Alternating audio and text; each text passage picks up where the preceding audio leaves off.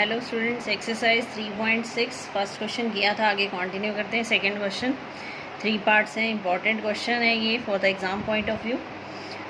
Second, formulate the following problems as pair of equations and find their solutions. First, Ritu can row downstream to 20 kilometre in 2 hours and upstream 4 kilometre in 2 hours। तो सबसे पहले तो ये देखते हैं कि downstream और upstream का मीनिंग क्या है। तो क्या कंसेप्ट होता है हमारे पास, सपोज़ कोई रिवर है, यहाँ पर वाटर फ्लो कर रहा है। वाटर जो फ्लो कर रहा है वो उसकी डायरेक्शन है ये, और एक बोट दे रखी है। बोट की भी डायरेक्शन, बोट भी इसी डायरेक्शन में जा रही है जिस तरफ वाटर फ्लो कर रहा है। तो इस केस को कहते हैं हम डाउनस्ट्रीम, यानी दोनों की डायरेक्शन सेम है, वाटर की और रिवर की, तो ये डाउनस्ट्रीम हो जाएगा।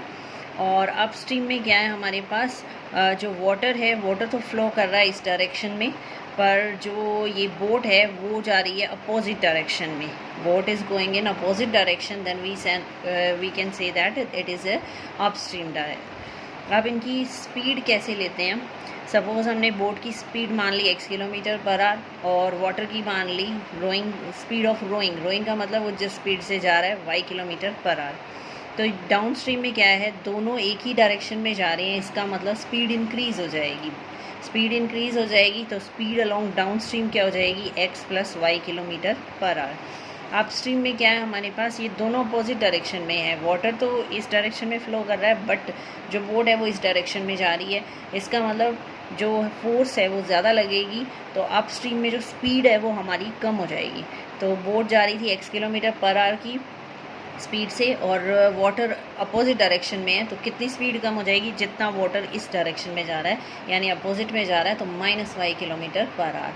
तो ये हो गया x + y, और अपस्ट्रीम में क्या हो जाएगी, x - y kilometre per our. इसमें स्पीड कम हो जाएगी और इसमें स्पीड इंक्रीज़ हो जाएगी। तो अब क्वेश्चन पे आते हैं।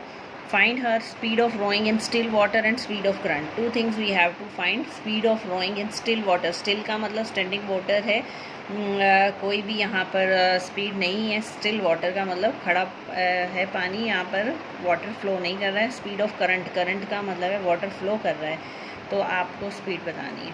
तो ये जो दो चीज़ें आपको फाइंड करनी है, यही हम लेट करेंगे। Let speed of rowing in still water, कि वो रो कर रही है स्टिल वाटर में। वाटर इज स्टेगनेंट यानी standing water, x kilometre per hour. Speed of current मान ली हमने कि जो वाटर फ्लो है उसकी स्पीड है y किलोमीटर पर आवर। अब डाउन स्ट्रीम का टाइम दे रखा है उसने 2 आवर्स। पहले हम स्पीड देखते हैं। स्पीड अलोंग डाउन स्ट्रीम क्या हो जाएगी, x + y kilometre per hour, और अप स्ट्रीम क्या हो जाएगी, x - y kilometre per hour. अब हम फार्मूला यूज़ करेंगे, distance upon speed is equal to time. Time का क्या फार्मूला होता है, डिस्टेंस अपॉन स्पीड। तो अब सबसे पहले क्या गिवन है हमें, 20 किलोमीटर डिस्टेंस और 2 आवर टाइम। 20 किलोमीटर डिस्टेंस है, 2 आवर टाइम है, और ये है डाउन स्ट्रीम। डाउन स्ट्रीम की स्पीड कितनी है, x + y। तो distance upon speed into time. अब हम अपस्ट्रीम में आ रहे हैं। अपस्ट्रीम में जो डिस्टेंस कवर की है वो है 4 किलोमीटर और टाइम है 2 आवर्स। डिस्टेंस है 4 किलोमीटर, टाइम है 2 आवर्स, और स्पीड कितनी है यहाँ पर, x - y। तो ये दो इक्वेशन बन जाएंगी हमारी। आप सिंपल इसको क्रॉस मल्टीप्लाई करेंगे तो एक इक्वेशन आ गई x + y = 10, एक आ गई आपकी x - y = 2। तो एलिमिनेशन से इसको सॉल्व कर देंगे। x + y 10, x - y 2, y cancel, 2x = 12, x की वैल्यू आ गई 6। अब x की वैल्यू पुट कर देंगे किसी भी एक इक्वेशन में, y की आ गई 4। तो स्पीड ऑफ x क्या माना था मैंने, speed of rowing in still water. तो speed of rowing in still water हो जाएगी 6 kilometre per hour. Speed of current क्या हो जाएगी, 4 किलोमीटर पर आवर। ये पीछे ये यूनिट ज़रूर लगानी है, किलोमीटर पर आवर। नहीं तो यहाँ पर अगर ये नहीं लिखा, यहाँ डायरेक्ट आंसर लिखा तो मार्क डिडक्ट हो जाएगा इसमें। नेक्स्ट है second part. 2 women 5 men can together finish an embroidery work in 4 days, while 3 women and 6 men can finish in 3 days. Find a time taken by 1 woman alone and 1 man alone. 1 man और 1 woman का separate time निकालना, alone they can finish the work. तो हम let कर लेते हैं। Let 1 woman can finish the work in x days and 1 man can finish the work in y days। तो 1 woman ने फिनिश किया x days में, 1 man ने फिनिश किया y days में। अब इसका 1 डे का वर्क निकालेंगे। ये था कि 1 वुमेन ने फिनिश किया वर्क इन x डेज़, ठीक है। तो 1 डे का वर्क कितना हो जाएगा, ये जो x है ये इधर डिवाइड में चला जाएगा। 1 डेज़ वर्क ऑफ वुमेन हो जाएगा 1/x। तो 1 डे का वर्क निकाला हमने वुमेन का 1/x। इसी तरह 1 man finish the work in y days. तो 1 डे का वर्क कितना हो जाएगा, 1 डे का वर्क हो जाएगा 1/y। तो 1 day work of 1 man is 1/y। तो 1 day work of 2 man, 2 women and 5 man, ये इसने कहा था आपको कि 2 वुमेन और 5 man together can finish the work in 4 days. तो हमने निकाला 2 वुमेन और 5 मैन का टोटल वर्क। तो ये हो गया 2/x प्लस 5/y। ये 1 डे का वर्क है, उसने कहा है 4 डेज़ में वो वर्क को फिनिश करते हैं। तो 1 डे का वर्क है तो 4 डे का क्या हो जाएगा, 4 मल्टीप्लाइड बाय दिस 1। तो total work is finished, that is equal to 1। इसी तरह सेकेंड इक्वेशन बन जाएगी। 3 वुमेन का वर्क क्या हो जाएगा, 3 women and 6 man can finish the work. 3 women का वर्क कितना हो जाएगा, 3/x, और 6 मैन का वर्क कितना हो जाएगा 1 डे का, 6/y। टोटल वर्क कितने दिन में फिनिश किया, 3 डेज़ में। तो ये 1 डे का वर्क है, इस 3 डेज़ का वर्क क्या हो जाएगा, 3 मल्टीप्लाई दिस 1। तो total work is finished, so that is equal to 1। So second equation becomes 3 times of 3/x plus 6/y is equal to 1। तो ये दो इक्वेशन बन गई हैं, इसको सिंपल मल्टीप्लाई किया। यहाँ फ्रैक्शन में है तो 1/x को a ले लिया और 1/y को b मान लिया। तो ये इक्वेशन बन गई 8a plus 20b equal to 1। और इसी तरह सेकंड इक्वेशन में भी यहाँ पर 1/x को a और 1/y को b मान लिया। ये सेकंड इक्वेशन, ये सब्स्टिट्यूशन से किया हुआ है। a की वैल्यू आ गई 1 - 18b/9, ये यहाँ पुट कर दी इक्वेशन नंबर 3 में। 1 - 18b/9। उसके बाद ये सारा इक्वेशन b में हो जाएगा। उसके बाद यहाँ से b की वैल्यू आ जाएगी 1/36। फिर b की वैल्यू पुट करके यहाँ से फाइंड आउट करेंगे a की वैल्यू, दैट इज़ 1/18। ये सब्स्टिट्यूशन से किया है, आप इसको एलिमिनेशन से भी कर सकते हैं, जो आपको इजी लगे, क्रॉस मल्टीप्लिकेशन से भी कर सकते हैं। तो a की वैल्यू आ गई 1/18।